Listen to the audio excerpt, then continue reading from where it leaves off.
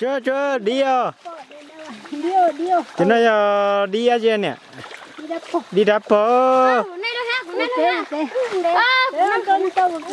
ô năn đo về tập béo ô bé mà ở chả của mình chẳng à năn đo rồi cái ra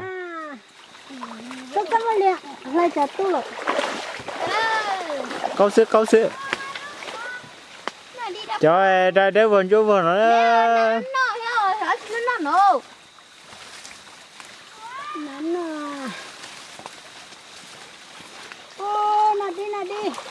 đi đây năn đo nó tao đi cho đi đáp bờ phụ lên đầu tiền đến nào chín nó rồi ăn chín nó bỏ tiền ai lên đầu nó có lên bạch cả lấy một nó ô lên đầu tay cho đây nó đi là đi đáp bờ vậy nó nhà nó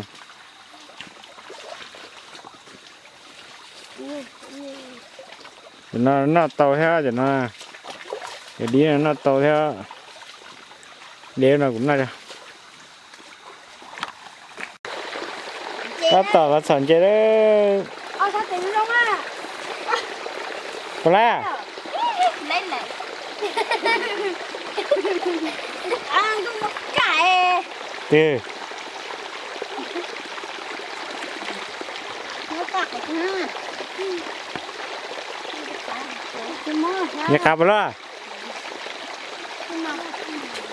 nó mà nó ai tôi chơi lắm tôi chơi gì hồ nhưng chỉ cả nó lo tôi bắn nó mà ai đâu nó chơi đi kia lo nữa mẹ lo mà một tôi đi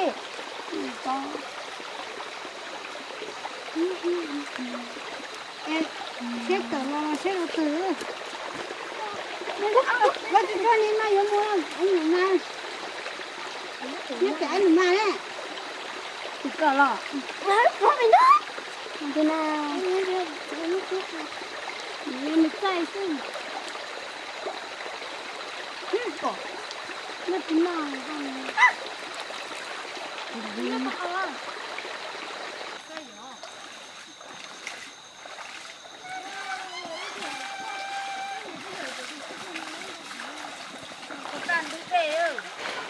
bạn nào tao mua đàn chơi giờ chơi cứng lông à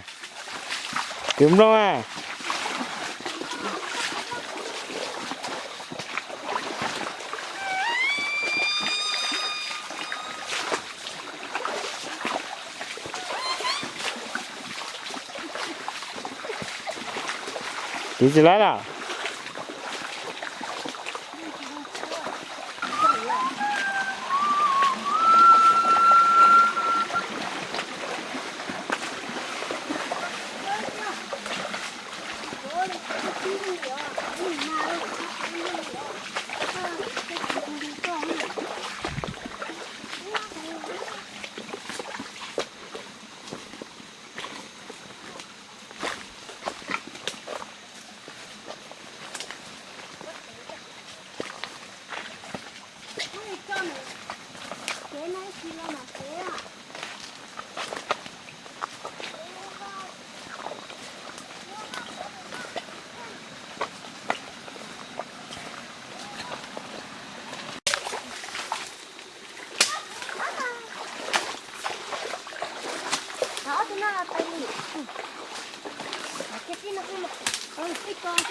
thì nó rất tỏ mù chia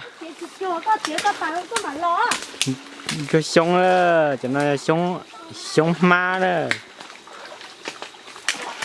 sông ma tôi không có đâu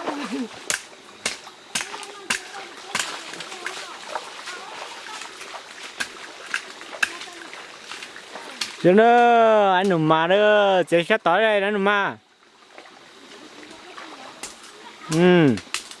rất là co đâu chưa cái lên tàu đấy rồi cái eo bé đừng hơn sợ eo Chị tao thế. Ô chị mà không bắn nó chị. Căng nó đó. Chú thế không mà. Gì mán nó cưng cầu nữa. Ôi dô. Có bố lo. Tụi nó đi nó.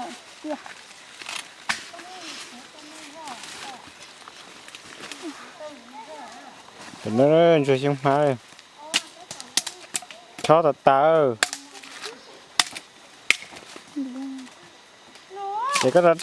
Chắc cái đó liền gì treo.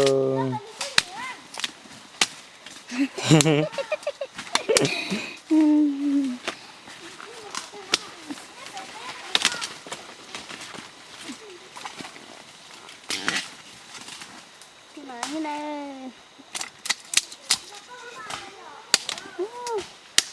Để chị họ cho liệt à. Trong cái ta là chỉ họ.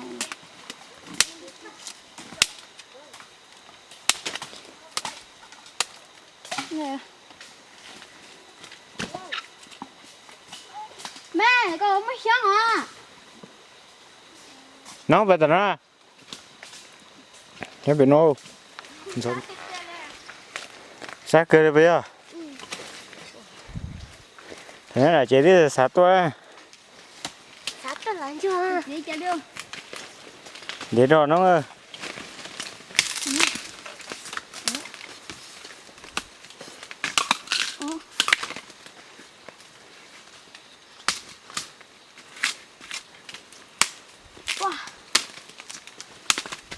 Tôi liêu mình chơi liêu.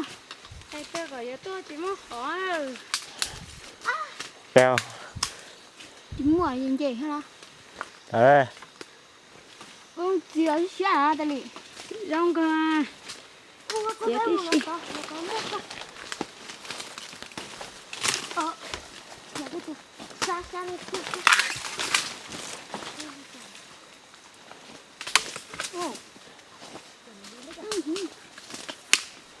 Im ra mua khâu.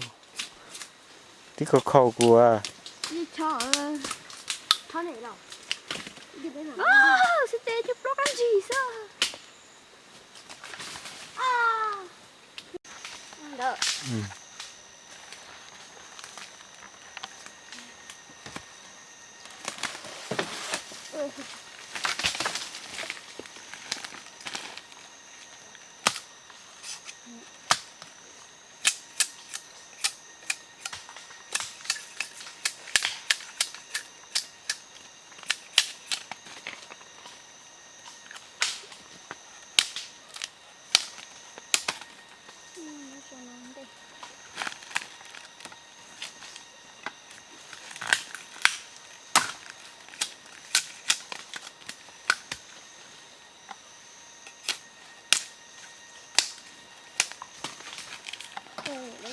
Cho cậu làm gì đấy.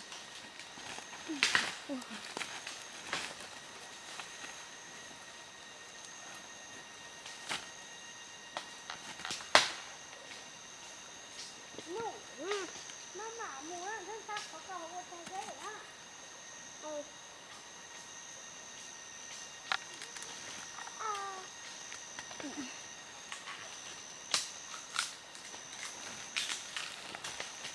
Cái gì chứ? Ôi trời.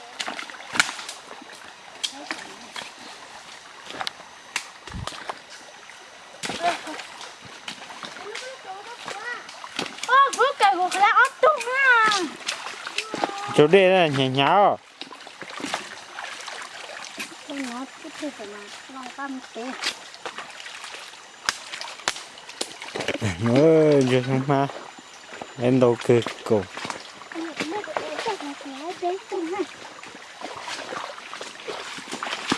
Đây cứ hạ chứ.